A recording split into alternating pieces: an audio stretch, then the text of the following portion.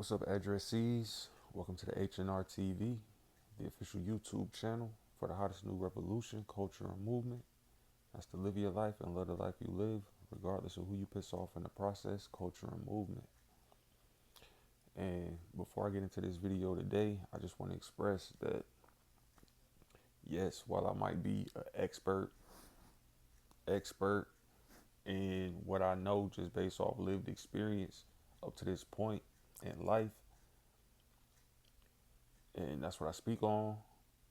At the same time, I'm not an expert on sharing like these intimate details about my life with the public and just openly and just like I might chop it up and have conversations with the folks that I rock with that are like me in a setting of like-minded individuals, but just like making content, talking to the world, or just even just talking to um, people who are not like-minded, even if it was just in person or whatever the case may be. Speaking to a group of people who are not like my peers in that respect, that think like I think, believe what I believe, and live how I live, and things like that, is new to me. So bear with me. Um, this whole experience is like new to me. Like I said, the only reason I'm really doing it is I got to promote my app coming out called Address Me at the same time while I'm doing it. If I can help somebody, obviously that's dope. Like that's what's up. But that's not the primary reason why I started doing this content. Um, yeah. So why you watch my content and why you tune in and why you hear my stories and you hear my testimony and you hear my advice and wisdom and all of this stuff, also try to keep in mind and understand that you are listening to somebody who is very much out of their element, very much out of their comfort zone, very much exploring um, uh, something that is very new to them as well. So, yeah. With that said, I want y'all to indulge me for a second. I want y'all to indulge me for a second because I got a few theories that I want to share. Just things that I noticed in my own life or things that I've experienced in my own life. And I don't know, maybe somebody that I'm listening to today, male, female, don't matter, um, might experience some of these same, might have either experienced some of these same things or might just like share the same theory or at least see some type of um,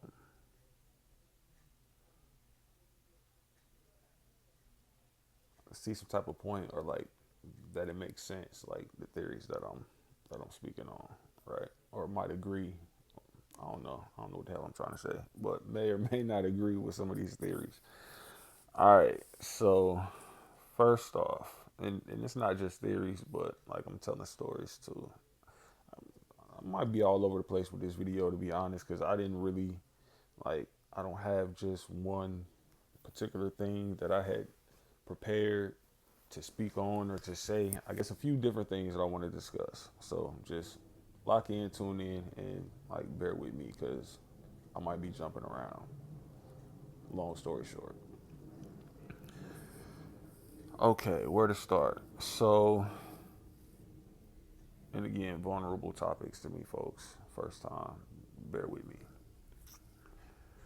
And then it's crazy because I know, like, my family be watching my content, but they don't tell me. So if I say things that they disagree with, I just receive the backlash later on. But I never understand why, or I understand why, but it's never like the conversation is never brought to me like, oh, I feel this way because you said this or said that. No, it's just I notice a distinct change in the environment and people around me, and nobody ever says why. So there's that element as well. When it's so much easier to just say, hey, I watch your content. I didn't agree with this and I didn't agree with that. Or I did agree with this and I did agree with that. But everybody don't move like that. So it is what it is. Anyway, yeah. And also understand that um, with me knowing that my family be watching my content, I still like I can tell my testimony, but at the same time I'm revealing stuff to people who will watch this who I probably would not feel, I don't know, man, like as comfortable just having these conversations with them one on one. Like it's wild. It's levels to this, bro. And like I'm in this place where it's just what the fuck I gotta do. So we doing it. Here goes nothing type shit. All right. So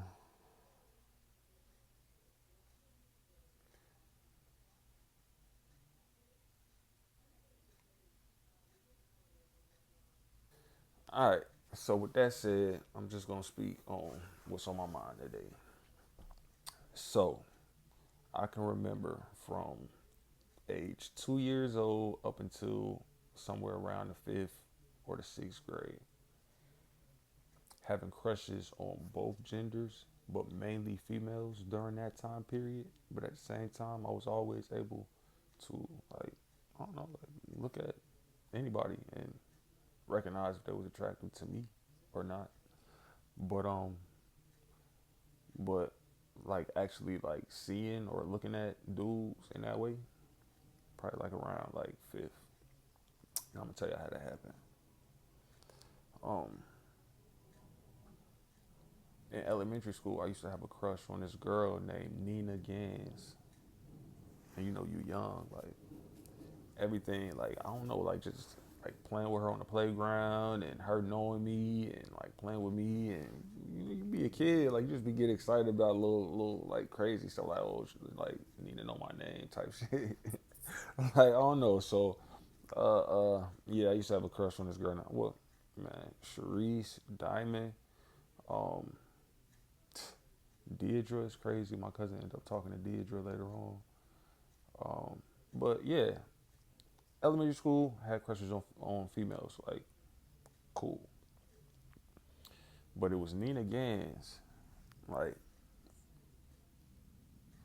and we was around the same age. So we never had the same classes, but we was always in the same grade. So like first grade, second grade, third grade, fourth grade, like Nina, you feel me? And then it was but I don't know, like I don't know, it was never in me to like, I never pushed up on her or whatever the case may be. I don't want to say it was never in me because I did push up on girls and talk to girls, but with Nina for some reason, I don't know, I felt like, I don't know, I guess I felt like she was out of my league or something. Um, anyway, she might have been, I don't know, but you kids, man, I don't know, bro. We was kids. Anyway, I'm just speaking on what I remember, bro. Fifth grade, she ended up talking to this dude. I ain't gonna say his name, but I remember his name. And that's the first time I seen like her go public, like with some dude or whatever the case may be. Like, so I started looking at bro, like, okay, so what a bro got that I don't necessarily got? You feel me? And we was actually, I think we was in fourth grade. He was in fifth grade, so he was a little bit older. And I started looking at bro, and I'm like, damn, like bro got a fresh cut, dressed nice. It's like a like street kind of persona about him. Again, we fourth, fifth grade, but that's just the persona that I got from bro. Used to ride a moped to school. Like this one, I always said I used to want me a moped so bad, but I don't know. I don't know. I just started like getting into bro. Like, what is it about? Like, what is it that Nina's seeing, bro? Like, and I'm like, damn. Like, I mean,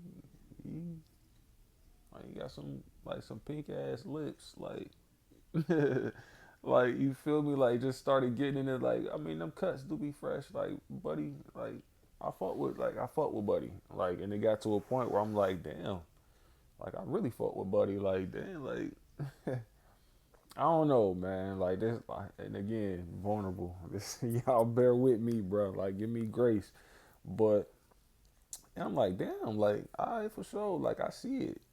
I see it. You know what I'm saying? But all right. And that was the first time I could say that I really was like, I seen a dude, and I'm like, oh shit, like I got it. I'm like, yeah, I really like that was, I don't know. That was like the first time that I seen a dude in that way, and it clicked to me like, damn, okay, I can see that, or whatever the case. Anyway, man, y'all, bear with me. All right, so um, all right, so the theory.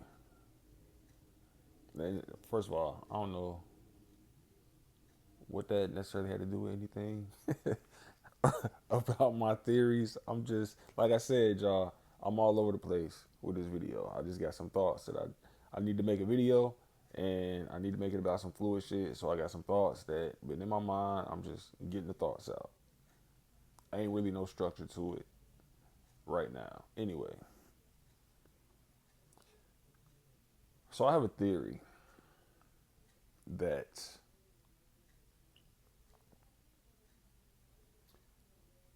when it comes to like being fluid or um and again it's based off my own experience. I I don't know, like something after that fifth grade experience, I guess. Like when I used to go out and like, bro, if okay, so if you are an attractive dude and you go out and you get a fresh haircut, like you get back to the crib, you looking in the mirror, you like, oh yeah, I'm fresh as hell, like I look good as hell, like just like checking yourself out and you like, yeah, like I'm really that. Like you feel yourself and I don't know, for some reason, and again, like you don't have to respond out loud, but just kind of think to yourself along with what I'm saying, like, and see if this is the case for you, or if you agree or disagree, or whatever the case may be. Because I know a lot of folks be shy, a lot of folks be nervous, a lot of folks be scared, a lot of folks don't be wanting to really be public about speaking on it. But just in your own mind, um, let me know if this has been like, or don't let me know, but or you can hit me up on IG and let me know at One Prophet King in my DM. Everything I speak on, everybody I speak to, everything that's is spoken about in my DM stays between me and whoever that individual is in that DM. Period. I don't play about that. But anyway, for the most part, I know a lot of folks be scary, a lot of folks be shy, a lot of folks might not speak on it, but just in your own mind. But yeah, I feel like a lot of like,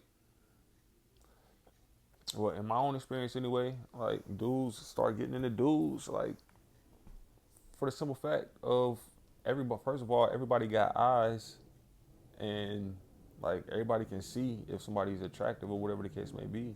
But just feeling yourself as a dude, looking in the mirror, like damn, I'm really that. Like I'm really lit. I really look like I really look good. Like in my opinion, everybody might not agree, and that ain't for like it ain't for everybody to say how I feel about myself, and that's the same for you or anybody watching this video. You feel me? So if you look in the mirror and you like, yeah, damn, I'm that. Like I look, then it can start there for real. Like as long as you can recognize like I'm a dude, I look damn good. Then you should be able to, like, you can look at other dudes and recognize if a dude look damn good. But here's where I'm going with that, because I have another theory. What that first theory is that's why I feel like it starts for a lot of dudes, like just admiring themselves and being like, well, damn, if I look this damn good, then hell, I might want to go out and find me a me. I might want to go out and get me another me. You feel me? And why should I have to be nervous or scared about what society gonna say if I go out and find shit. I want me and me, bitch. You feel me? Um, but anyway, yeah. So there's that. And then I have this theory, and I spoke on this in another video, um, about, I don't know, what I feel like unattractive people have against like fluid people, or like even LGBT people, or whatever the case may be. And why I feel like I do feel like at the same time, some people may have like valid, because first of all, I feel like everybody can with eyes can see if somebody is attractive or unattractive. So um with that said, I can genuinely understand how some people may like genuinely be disgusted by um the thought of like two dudes messing around or whatever the case may be. And but here's my theory. I feel like for the most part it be the unattractive people. And here's why I feel like that. Because the same way I can grow up looking in the mirror and feeling myself and being like, damn, I want to get me and me. Another person's experience in life may be that they grew up in the mirror, looking in the mirror, not liking what they see, just looking in the mirror, giving a ugh type of vibe. You get what I'm saying? Like they just don't love, like they don't see themselves in that light. And so they don't start seeing dudes in that light. And then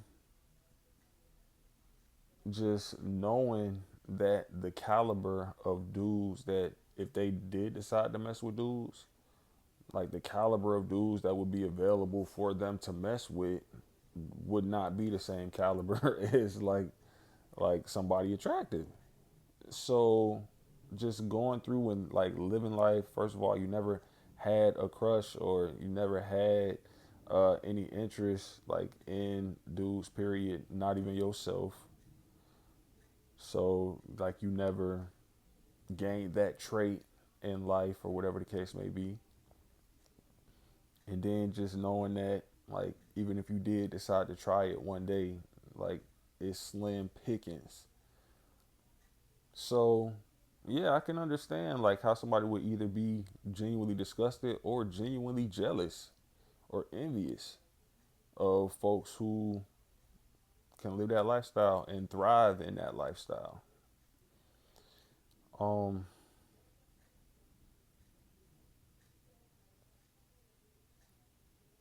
put it like this: if I had if I had to go through life and could only make $1,000, like throughout life, that's the max that I could only have is $1,000. But I see all of these people around me with $250,000, millionaires, whatever the case may be, all this bread. But in my life, like the highest like uh, uh peak that I'm able or allowed to reach is $1,000, and I'm equating this to like like if I'm not that attractive and this is like the peak of what I'm able to experience in this lifetime based off the attractiveness that I have. But I look around and it's all of these super attractive people that can get pretty much like whatever, whoever, however, whenever. Then, bitch, I might try to make you feel bad about it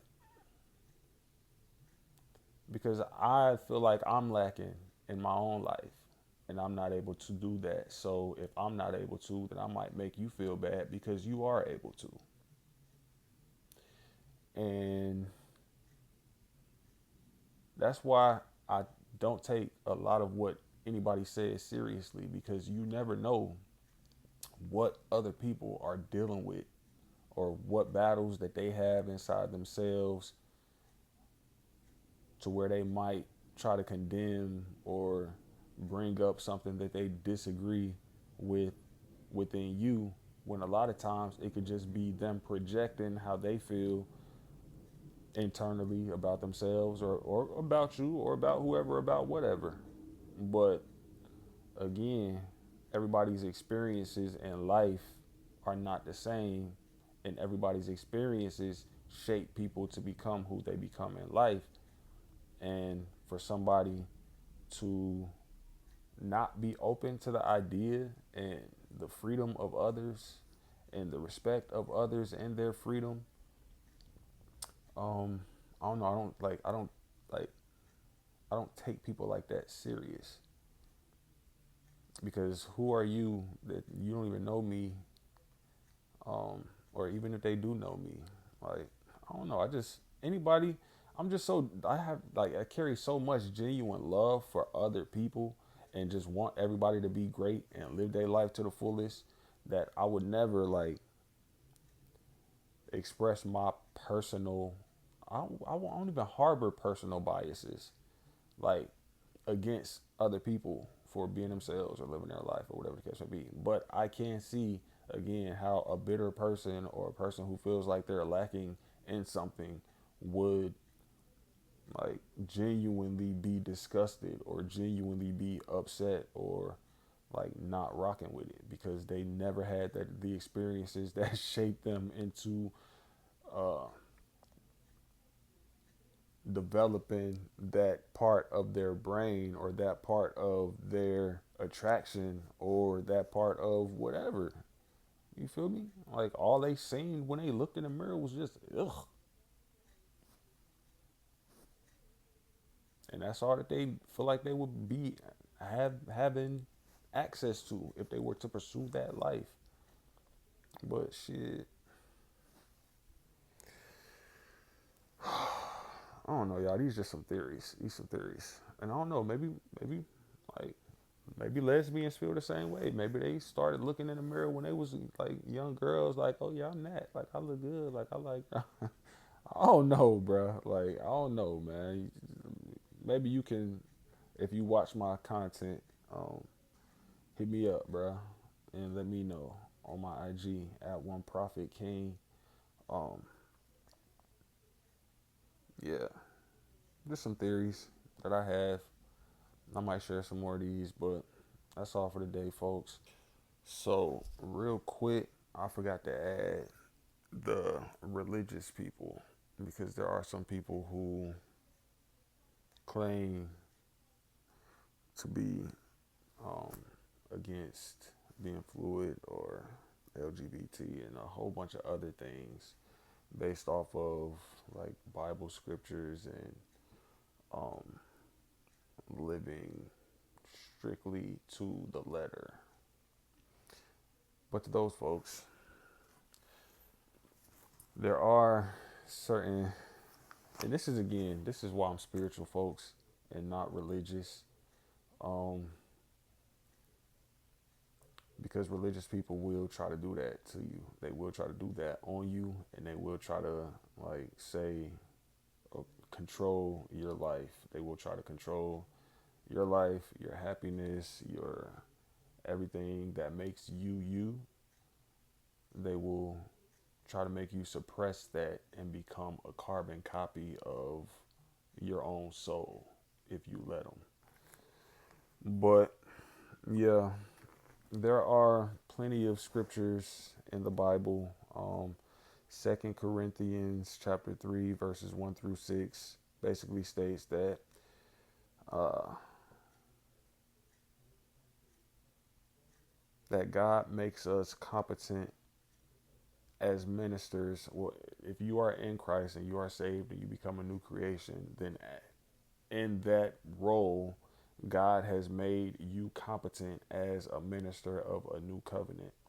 And that is a covenant that is led by the Spirit that is within you, and not by the letter of the Bible.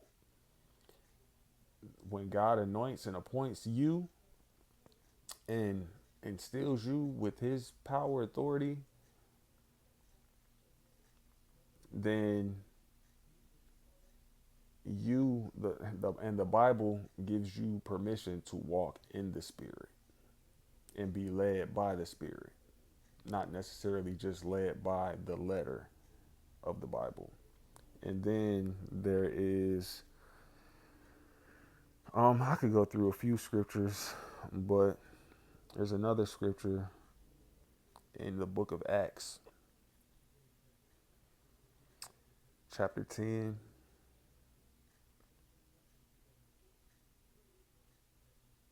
and also in chapter 11. In chapter 10, there was a scripture about a story that Peter experienced um, when, and I want to say chap, chapter 10, verse, I got 1 through 38. But anyway, Peter was speaking about an experience where a dream that he had where he looked up in the sky or something like that, and it was something about like people around him being unclean, and um, him being told to go to those unclean people, um, or whatever the case may be.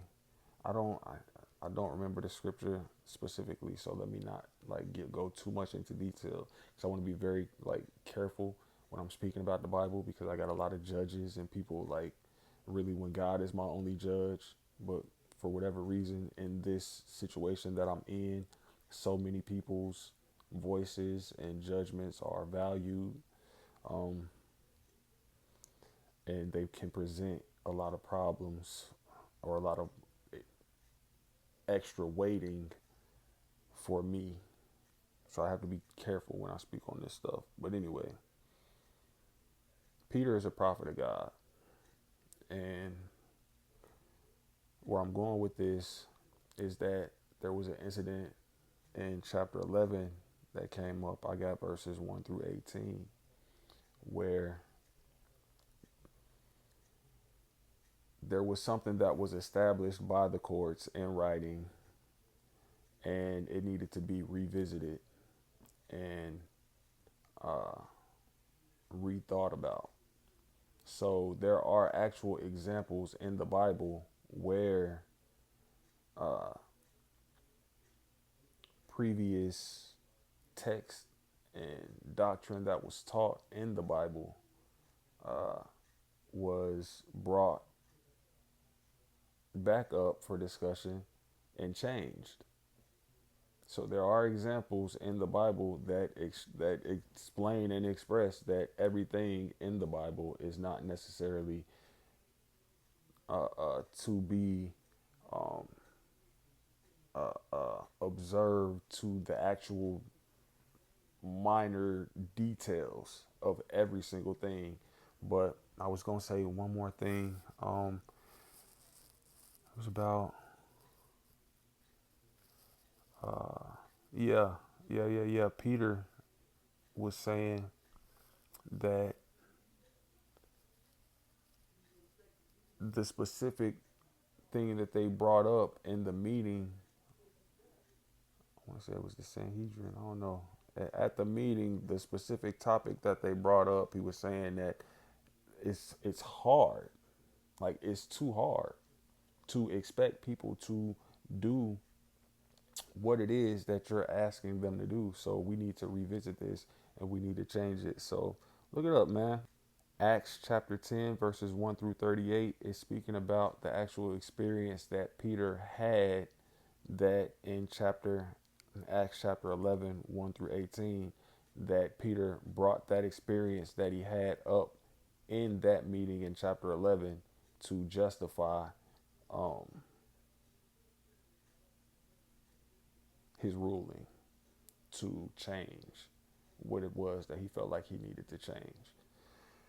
So, yeah, that's why I'm spiritual, man. I'm not religious. We serve a sovereign Lord, and God wants all his children to be free, um, to enjoy and live their lives to the fullest, and to find their full purpose in life and not have their purpose stifled by religious people and their limitations. But that's it, man. Y'all be safe today. Stay out the way. Take everything one step at a time, one day at a time. Focus on finding yourself and finding your purpose. I love you, King V, H&R.